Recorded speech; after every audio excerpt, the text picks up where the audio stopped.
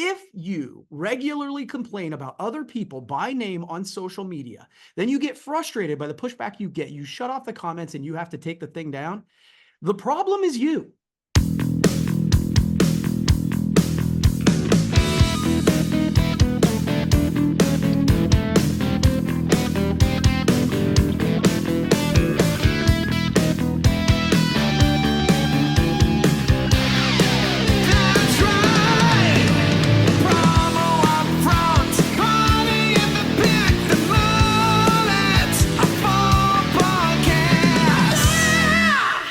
Exit light Wow. into night. Take my hand. We're off to Kirby land. And that is how we're going to start episode number 212 of the Promo Upfront podcast. A little Metallica for you on a Friday morning. I'm one of your hosts, Bill Petrie.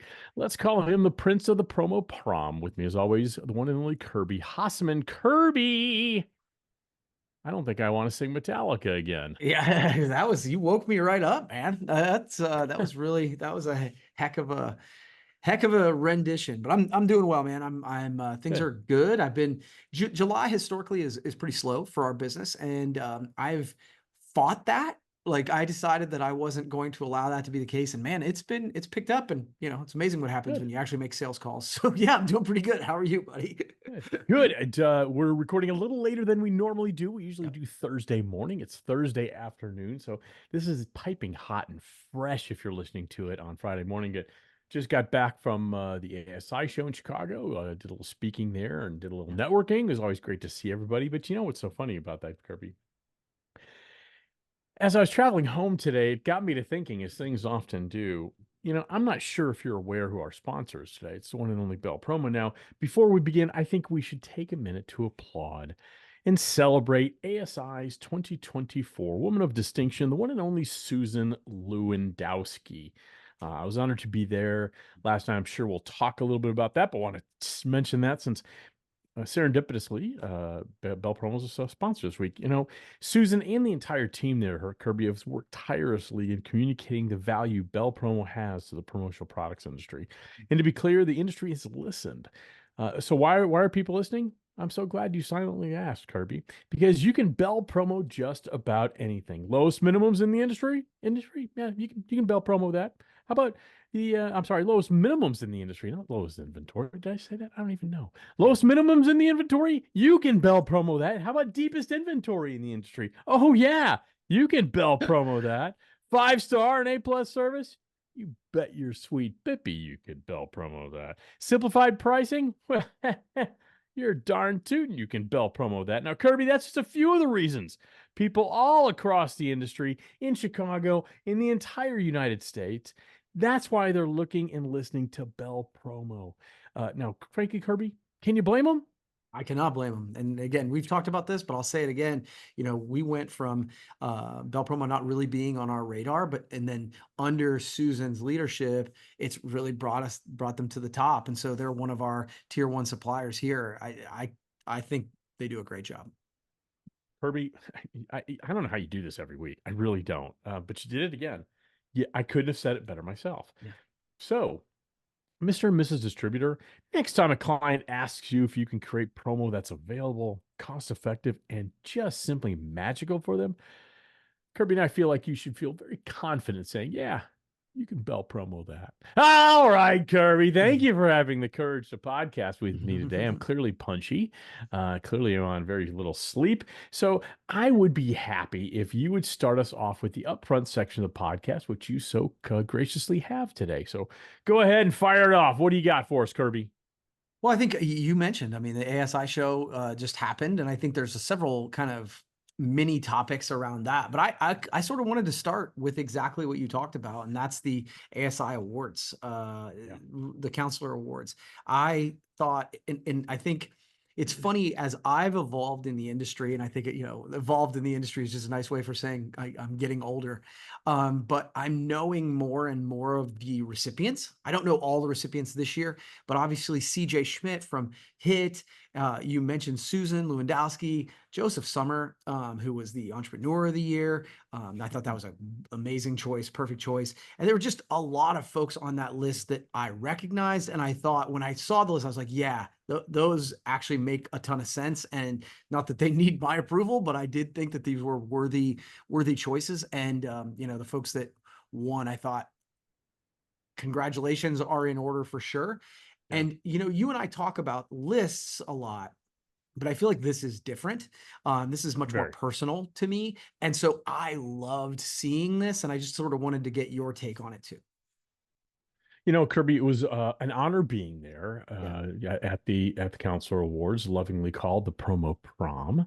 Nice. It's not as fancy as it used to be. It used to be a black tie affair, and I have attended when it was a black tie affair. And I'm kind of glad it's a little dressed down, but I was honored to be there to see someone who not only do I have a great professional relationship, but a personal relationship with Susan Lewandowski. Of course, I've known C.J. Schmidt for years.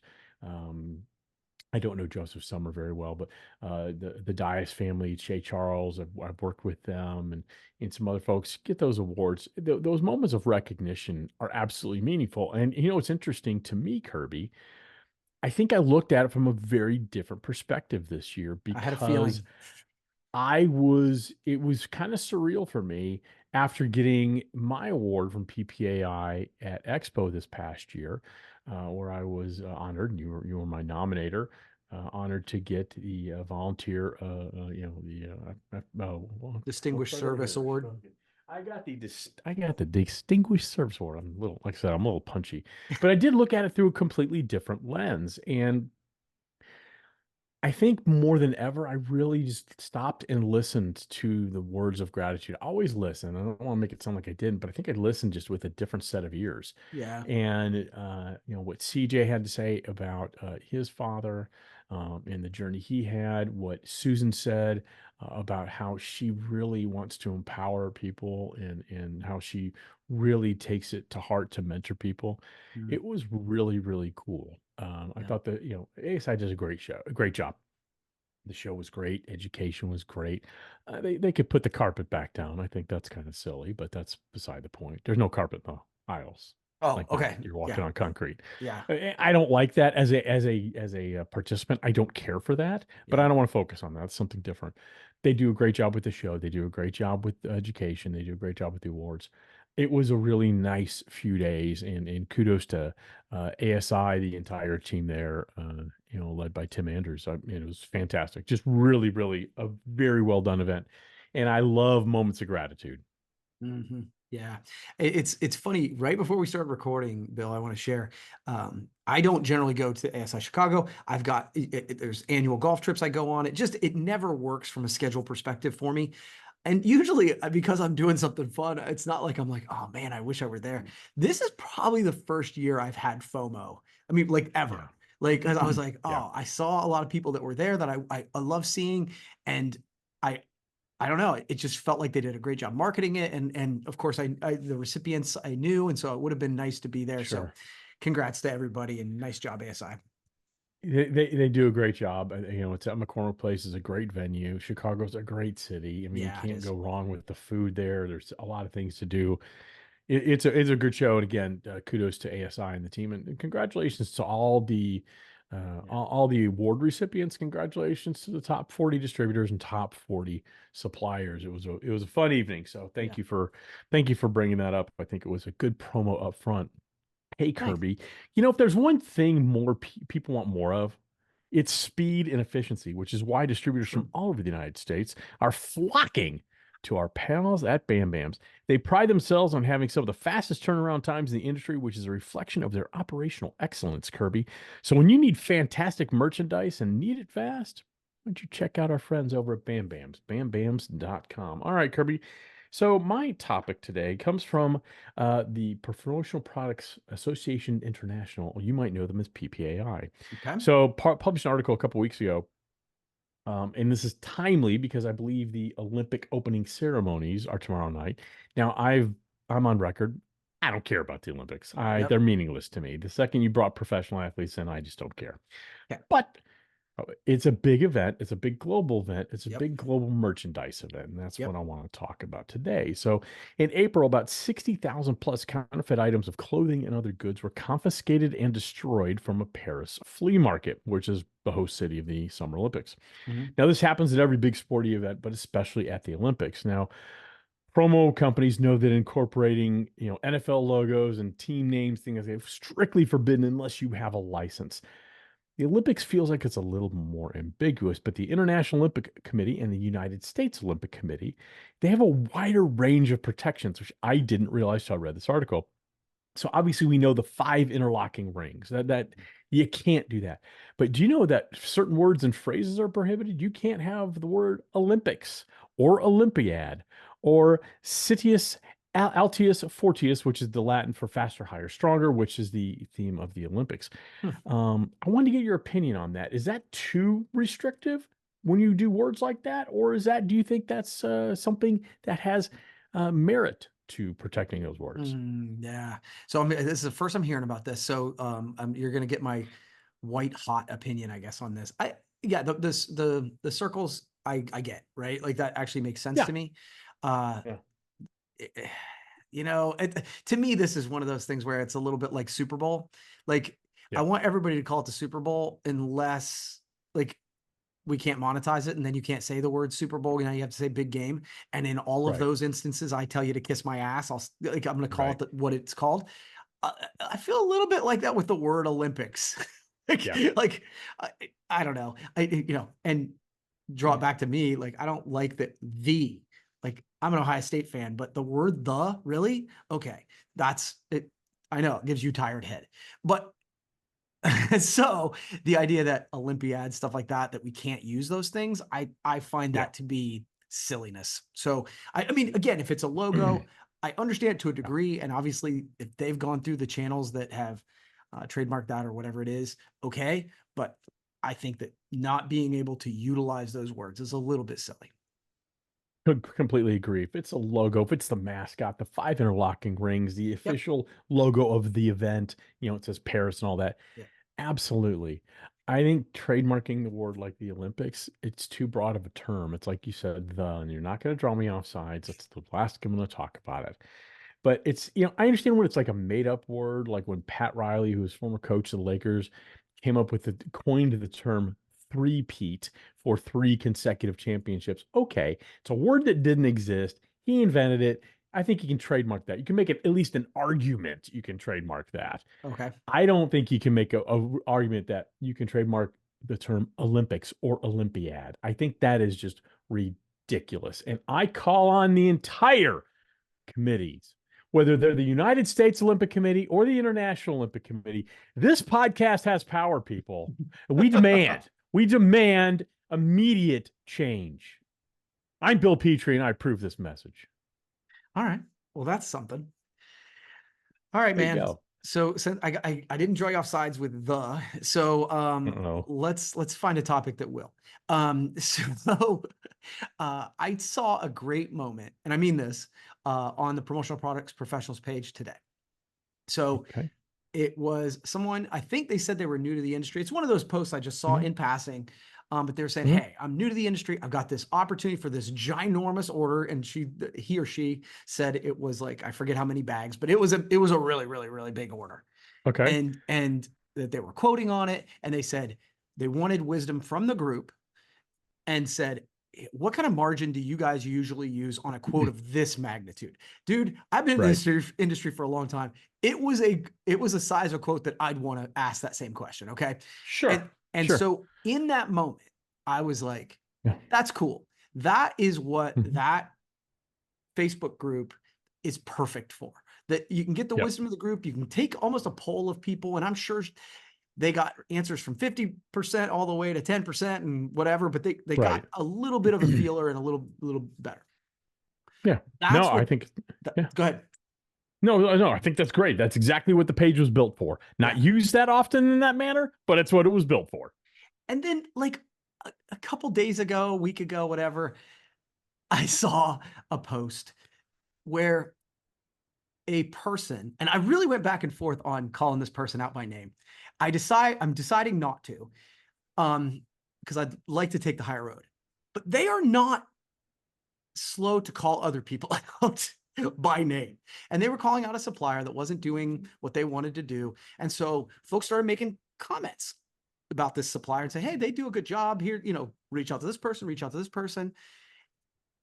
And the person who posted originally shut off comments, right? Didn't take the post down for a while. Finally, they took the post down for a while, put a new post up that was not really a lot nicer, got more pushback. They shut the comments down. So here's sort of my rant, and then I'm going to turn it over to you.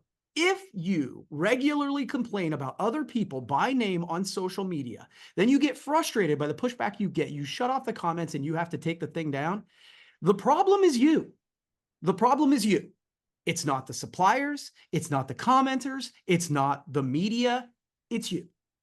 So that is how, when that group drives me crazy. So I wanted to at least say, hey, I've seen people using it the right way. I figure you've probably seen it. You're usually up on this stuff, and I wanted to see what your take was. For clarification, the post in question, the second post in question, the negative one, is it one I may have commented on? Yes, I think you did. Now that you say that, Okay, I think you did. It was too late for me because they'd shut off comments. I remember, and it was someone who was very upset with a small fee being charged by a supplier, and because the supplier wouldn't waive said fee. No, different post. Different post. Okay, then I don't know. Then it doesn't really matter. Yeah. Then you explained it perfectly.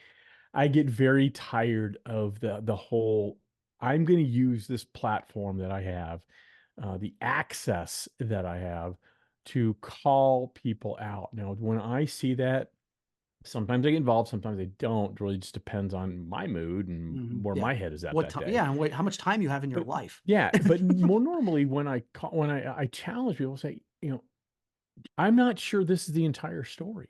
Yeah, because it very rarely is. Right. When somebody feels aggrieved, when somebody feels upset, and they may have legitimate reasons to be upset. Have they contacted the supplier? Have they tried to go through the proper channels? Have they been treated poorly? I don't know any of those things. So we're getting one person's perspective on that and asked to make a macro judgment on an organization as a whole. And I'm never, ever, ever comfortable with that. So, and it, like you, it shocks me when people are very quick to set the fire on the corner of the supplier building. And they're like, well, what's problem? But there's a fire. I have no idea. I don't know what happened here. And then they bitch about being a firefighter, right? Correct. Yeah, it's like you set the fire, but now you're mad because you have to reply to all these comments. Yeah. You posted it. Well, they want the attention. They will tell you they don't. And they because the one I was referring to a post that was about a week ago where someone was upset a supplier wouldn't waive an $8 fee. Yeah. And I just said, and so this person pulled the order because it wouldn't, a large order. She says, well, the supplier missed out and blah, blah, blah. And I'm like, I don't think I understand, this makes no sense why you would do that. But, you certainly have your right to do it. But I don't understand why you're calling out the supplier. Yeah. And she called me a hater. Just because I disagree with your opinion and I did so respectfully, and I wrote this, then just because I did so respectfully does not make me a hater. Yeah. That's kind of how the whole problem in our society as it is. It's like we can't disagree respectfully. Well, and I guess my thing is calling people out by name. It just drives me crazy. Like if you want to go on there, hey, I'm struggling to get a hold of XYZ suppliers. Is there anybody on here who I could talk to? Okay, great. Yes. But if you call them out by name, say that they're doing you wrong, blah, blah, blah, blah, blah. If I went on this podcast and called you out by name, you'd be like, what a jerk. Yeah, you're right. I'd be being a jerk. The only caveat I would say to that is if someone I have called left 10 messages the last 4 days. I've emailed. I don't know what else to do anymore but to call them out because maybe they'll respond in this forum. Sure. And that if that's I can understand. If that's the case, but you can do it professionally. Well, you can do it professionally and have the courage of your convictions. Don't turn off your comments. Don't. Oh, absolutely. That's chicken shit. Yeah. It's like anonymous posting. Also chicken shit. Yeah. Okay. All right, Kirby. So going back to ASI Chicago, I had the honor to present on Education Day on Tuesday, which was great. And ASI, much like PPA, does such a fantastic job with their education days. And I always, you and I do a lot of education. You, a few weeks ago, did a terrific Tuesday or Turbo Tuesday, Yeah, whatever it's yeah. called, the Yeah, learning that's true. lab. Yep. And then next week, I'm doing a Wild Wednesday webinar. Yep. So I've had this on my topic for a couple weeks. I wanted to ask if you feel. I know you and I know you and I both prefer speaking in front of actual humans as Yeah. opposed to a webinar. So Yep. we don't even need to discuss that. Yep.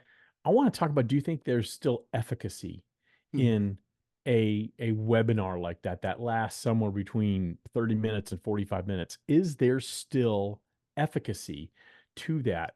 Or is it something that we society are just kind of going through the motions on? That's a great question. I've not thought that much about it. I think my initial reaction, Bill, is that there is still value as long as the content's good, right? Because again, even a webinar, like if I'm listening to a webinar and I go on a run, how's that different from me Mhm. listening to a podcast or listening to a book or whatever? So I think as long as the content is compelling, then yes, I think it is good. Now, the caveat I give to that is webinars are fine. I actually, and I've done it both ways. I love giving webinars where I can actually still see the people, right? Like the webinars where it's a radio show. Um, Mhm. I don't love those as much because I'll do stuff like that, even recording content where there's nobody here and whatever. But usually it's shorter. A webinar often is 45 minutes to 50 minutes of, just plowing through the stuff. And, I think you and I both like to make jokes. We like try to like kind of engage with the folks. It's Yeah, harder to do what's impossible to do that in a webinar. it I've is. done it where even without a deck, I can see the people and I Mhm. can see if if they're nodding or Yeah. they're laughing at my joke or whatever. I do think that that is more fun from a speaker Yeah. perspective. But in answer to your original question, yes, I think there is still efficacy. I do too, again, and I wrote down, if it's relevant and impactful, then it's worth it. Yeah. I think so often though, webinars can, because there's very little cost to it. There's almost, they're all the time. And Yeah. so I think you do have to make sure it's relevant and impactful. And I like exactly what you said. A lot of times you don't see the people. Now, I'm actually the opposite of you. When I'm doing a webinar, I'm not sure I want to see all these little individual boxes, not Mhm. because I don't love seeing people. I do, but I It can be have distracting. hypervigilance disorder and it's very distracting. Yeah. And, I'll see someone, because I know when I'm on a webinar, even if I'm engaged, if an email comes in, I'll probably glance at it. I'm Yeah. right Good point. here. It's just human nature, but that's just me and my speaking style. It doesn't have to be Yeah. equal. So I do think there's efficacy to it. I think there is I think it works very, very well as long as the content is good, and as long as the presenter can effectively, because here's what people who don't do public speaking don't realize. 9 times out of 10, the energy I have as a speaker and as Kirby has as a speaker, or anybody has, is a reflection of our audience. Mm. If an audience is, sometimes, an audience just feeds you energy and it's Yeah. awesome, and your presentation goes like that. It's fast and it's fun. And then there's other times, maybe you got a bad time slot. Maybe everybody was hung over from last Mm. night, and you feel like you're dragging them with a rope through your presentation. That Yeah. can be very difficult. And so I think when you're on a webinar, you have to take the approach of, I'm assuming everybody there has just as much energy I have, and you got to amp it up Yeah. because it's on video. I It's agree. not live. You do have to amp up a little bit. Yeah. I like that. All right. All right, Kirby, we're going to debut a quick new topic. This is a 45-second topic. We're going to do this starting this week and every week, which means we'll probably never do it again. It's called the Marketing Genius of the Week, Kirby. Just want Okay. a quick reaction for you. I love this. I saw this. I'm like, this is awesome. Okay. Pizza Hut has become the official sponsor of Domino's by forming a partnership with the 2024 World Championship Domino Tournament. The tagline is, people who like Domino's love Pizza Hut. That is genius. That is awesome. I applaud the people in the agency that came up with that awesome marketing genius of the week. Yay! Yeah.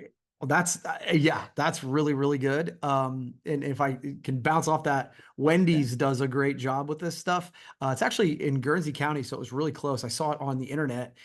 They rented 2 billboards that overlooked a McDonald's and Mhm. it just had "Don't make a mistake," and Oh, then it had literally Wendy's face like this on the next billboard. It was that's br and awesome. it's literally facing where the drive-through is.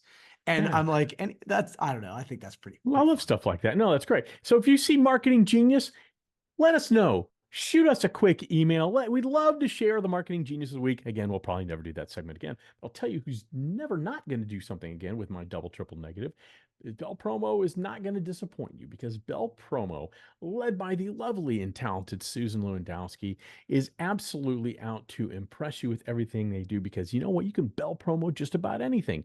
Lowest minimums in the industry? Certainly you can Bell Promo that. How about deepest inventory? How about 5-star A plus service? How about simplified pricing? You can Bell Promo all of that goodness and so much more. Hey, go ahead and head over to bellpromo.com and find out the things for your customers that you can go, hey, I can Bell Promo that. Now, Kirby, thank you for having the courage to podcast with me on a Thursday afternoon. Quick turnaround, and we'll see you next time.